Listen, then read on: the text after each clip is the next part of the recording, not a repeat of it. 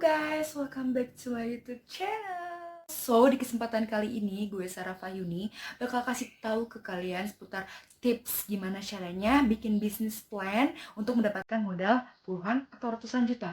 Buat kalian yang pengen tahu gimana caranya, so keep on watching.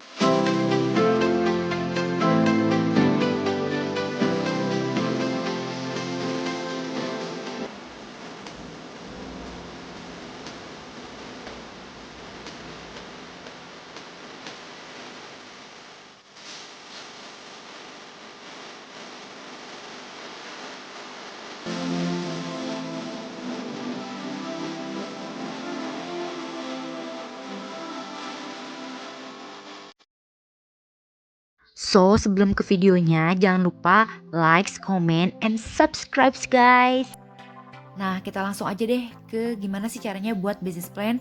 Oke, yang pertama ada pendahuluan, kemudian gambaran umum dan rencana usaha, serta analisis STP. 4, ada analisis 4P dan analisis SWOT, serta biaya dan perincian. Ini pendahuluan ini dimulai dari latar belakang. Cuma sebelumnya gue mau informasiin kalau ini adalah business plan yang pertama kali gue buat, dan business plan ini judulnya mengenai Dracula, donat dari kurma dan labu. Sebenarnya itu kayak singkatan ya, kayak diplesetin. Cuman memang untuk business plan ini trik yang pertama yang harus kalian bener-bener manage adalah di judul. Judul kalian harus menarik terkait dengan bisnis yang kalian jalani gitu. Enggak usah dipleset-plesetin sih, tapi sebenarnya bisnis apa yang memang kalian mau garap, dan kemudian jadikanlah kalimat di judulnya itu memang membuat terkesan gitu di awal. Nah, untuk pertama kan ada pendahuluan nih. Nah, pendahuluan biasanya terkait dengan latar belakang atau informasi yang memang kenapa sih kalian pengen memulai bisnis ini gitu. Ini gue pertama rilis tuh 2013 ya, yang donat dari labu ini gitu. Makanya gue mikir kayaknya ini bakal jadi tren terbarukan dalam inovasi pangan seperti itu. Nah, di sini selain gue mikirnya labu kuning adalah salah satu buah yang menarik gitu ya untuk dikonsumsi sebagai donat. Selain itu juga labu juga memiliki kaya akan vitamin.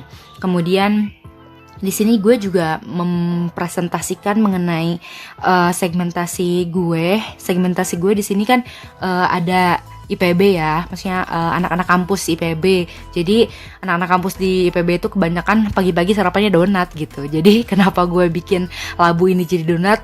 Karena segmentasi atau pasarnya yang memerlukan seperti itu. Setelah latar belakang, kalian akan nemu yang namanya luaran yang diharapkan. Kalau gue mikirnya luaran yang diharapkan itu adalah salah satu goals dari business plan gue ini. Maksudnya adalah sebenarnya tujuan dari bisnis gue ini apa aja sih?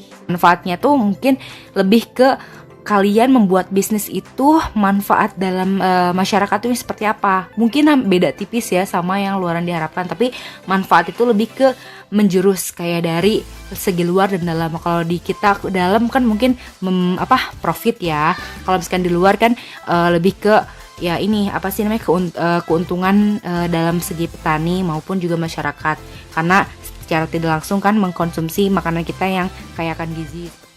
Lanjut, di gambaran umum dan rencana usaha ini kalian lebih dalam lagi mengulik tentang produk atau bisnis yang sedang kalian jalani. Misal kalau gue di sini donat, gue jelasin ini donatnya itu spesifikasinya seperti apa, seperti itu ya. Lebih keunggulannya, manfaat, serta garis besarnya dalam bisnis itu seperti apa. Kita lanjut ke analisis STP. Di sini ada beberapa poin, yakni segmentasi, targeting, dan positioning. Kita jelasin satu-satu ya. Untuk segmentasi itu yang sudah gue bilang dari awal merupakan cara untuk memilah-milih kelompok konsumen berdasarkan potensial produk yang berbeda-beda. Nah, segmentasi di gue ini karena memang ditujukan kepada beberapa tingkatan ya, dalam arti bisa dalam anak-anak ataupun juga orang tua gitu ya. Jadi ini melihat ke pasar langsung gitu. Kemudian untuk targeting ini lebih ke harga gitu ya. Maksudnya tuh dari segi kualitas harga, seperti apa sih bisnis kalian? Kalau di gue kan di sini harganya cukup terjangkau. Jadi targetnya memang untuk semua kalangan gitu, dari mulai mahasiswa sampai non mahasiswa. Dan kemudian untuk positioning ini biasanya seperti tagline ya. Tagline itu ciri khas dari bisnis kalian atau produk kalian tuh apa. Nah, kalau gue di sini tagline-nya donat labu kuning yang lezat, sehat, dan praktis seperti itu. Nah, untuk analisis 4P ini diantaranya ada produk, price, promotion, sama place. Di sini maksudnya produk itu produknya yang seperti apa sih, kemudian price-nya harganya berapa, dan kemudian promotion-nya maksudnya dalam tingkat promosinya dipromosiin kemana aja, kemudian juga place dijual di mana. SO itu terdiri dari strength, weakness, opportunity, dan threat. Di situ untuk strength itu keunggulan, weakness itu kelemahan, opportunity itu peluang, kemudian threat itu ancaman. Nah, untuk keunggulannya dari produk kalian itu apa? Jadi kalian harus mendeskripsikan keunggulan, kelemahan, peluang, dan ancaman dari produk kalian sendiri. Nah, kalau untuk gue, keunggulan dari produk gue yaitu karena memang beda dari yang lain, donatnya terbuat dari labu kayak gitu, jadi kaya akan gizi. Kemudian untuk kelemahannya, bahan bakunya tidak selalu mudah didapat karena labu kuning selama ini bersifat musiman. Nah, kelemahan dari produk gue kayak gitu. Kemudian ada opportunity atau peluang, belum terdapat donat yang terbuat dari labu kuning dengan campuran kurma. Ya, kalau misalnya SO ini adalah strange opportunity. Jadi maksudnya dari peluang, keunggulan dari peluang ini seperti apa? Nah, di sini menggalakkan diversifikasi pangan dengan olahan donat yang lezat dan sehat, serta inovasi baru untuk membantu meningkatkan status gizi masyarakat. Yang WO-nya ini kan weakness opportunity. Gue menjelaskan mengenai menyediakan produk berkualitas dari segi rasa, tampilan, dan gizi. Kemudian ke threat ya, threat atau ancaman gue di sini, penjual donat biasa sudah ada terjadi dan kemudian bisa juga terjadi pembajakan produk inovasi. Artinya ancaman yang jadi produk kalian tuh seperti apa? Karena kan mungkin setiap produk punya ancamannya tersendiri, mau itu pesaing atau penjiplak gitu kan ya, ada. Nah, kemudian lanjut ke ST. ST di sini adalah strange treat kalian gitu ya, kan melakukan promosi terkait dengan keunggulan produk, diversifikasi pangan, serta kelangkaan bahan baku diatasi dengan bekerja sama dengan petani labu kuning secara langsung. Jadi intinya solusinya gitu ya di sini tuh seperti apa. Kemudian ada weakness treatnya, di sini inovasi dan pengembangan produk yang harus selalu diperbaharui. Karena kan kalian tahu ancaman kalian itu banyak ya. Ancaman kalian itu bisa dari penjual semakin marak dan lain sebagainya, pesaing gitu. Jadi apa solusinya gitu? Solusinya kalian harus terus berinovasi biar produk kalian tetap digemari oleh masyarakat luas. Seperti itu. Nah, lanjut ini ke hal yang paling penting menurut gue. Di sini ada yang namanya biaya dan penjadwalan. Biaya di sini biasanya kalian harus lebih rinci mengenai biaya variabel. Nah, biaya variabel, biaya investasi dan penyusutan, kemudian biaya operasional. Untuk biaya variabel ini adalah biaya yang cepat habis. Jadi kalian misalnya nih tepung terigu, kalau di gue kan donat buatnya dari tepung, susu, gula pasir, ragi dan lain sebagainya. Nah, ini adalah biaya yang memang cepat habis gitu ya dalam waktu sebulan. Seperti ini. Kemudian yang kedua, biaya investasi dan biaya penyusutan. Kalau biaya investasi ini lebih ke barang. Misalnya barang kalian yang dibeli seharga berapa, kemudian nyusut setiap bulannya berapa. Kayak gitu.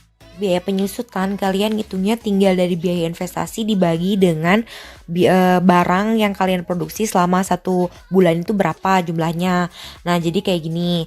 Kemudian untuk biaya operasional biasanya meliputi pegawai, sewa ruangan, transport, dan komunikasi. Nah, lanjut biaya total itu dari biaya investasi ditambah dengan biaya operasional serta biaya variabel. Jadi totalnya seperti ini. Nah, gue dulu ngajuin dananya kalau nggak salah segini ya waktu awal-awal. Kemudian, nah untuk biaya tetap usaha ini dari biaya penyusutan ditambah dengan biaya operasional. Sedangkan untuk harga pokok produksi ini untuk melihat barang kalian minimum jual itu berapa gitu kan. Ini dari harga atau biaya penyusutan ditambahkan dengan biaya operasional dan biaya variabel, serta dibagikan dengan jumlah barang yang kalian produksi selama 1 bulan itu berapa. Nah, kemudian untuk biaya produksi ini kalian tinggal menambahkan dari biaya operasional dengan biaya variabel. Kemudian selanjutnya ada pendapatan. Pendapatan ini dari harga per satu produknya kalian berapa dikalikan dengan barang produksi yang kalian produksi itu selama 1 bulan tuh berapa gitu, hingga muncullah profit ya. Nah, profit ini dari pendapatan dikurangi dengan biaya produksi. Nah, selanjutnya ada rasio R per C. Rasio ini untuk melihat kelayakan bisnis kalian. Rasio R per C ini dilihat dari pendapatan, kemudian dibagi dengan biaya produksi. Selanjutnya ada payback period. Payback period itu untuk melihat berapa balik modal kalian gitu ya. Kapan sih gitu. Nah, untuk payback period ini dilihat dari biaya investasi dikalikan 1 bulan, kemudian dibagi dengan profit. Selanjutnya ada yang namanya BP harga dan BP produksi. Ini bagian terakhir ya untuk perhitungan. BEP ini artinya break even point. Jadi untuk BP harga ini berapa sih harga minimal kalian jual, dan kemudian untuk BP produksi ini tuh berapa sih minimal produk yang harus kalian produksi selama 1 bulan. Untuk BEP harga didapatkan dari biaya produksi yang kemudian dibagi dengan jumlah barang yang kalian produksi 1 bulan untuk mendapatkan BEP harga. Sedangkan untuk BEP produksi kalian bisa dilihat dari biaya produksi dibagi dengan harga yang kalian jual per piecesnya berapa. Nah, lanjut gue juga mau ngasih tahu lampiran atau kenangan foto-foto. Di sini ada tampilan kardus Draculanya. Kemudian ini pertama kali gue launching di IPB di kampus, dan ini merupakan varian dari donat Dracula. Dan alhamdulillah waktu itu gue sempat buka outlet di Eka Lokasari Plaza bersama teman-teman gue dari Himpunan Pengusaha Muda Indonesia. Ini bareng-bareng ya. Kemudian lanjut ada juga gue dapetin sertifikat halal dari MUI, dan juga gue bikin launching terbaru dari produk yakni Dracula dengan kulit buah naga. Dan ini pertama kali rilis di kampus, udah di kantin gitu ya. Dan ini salah satu produk yang terbarunya. Nah, mungkin itu aja guys untuk video kali ini.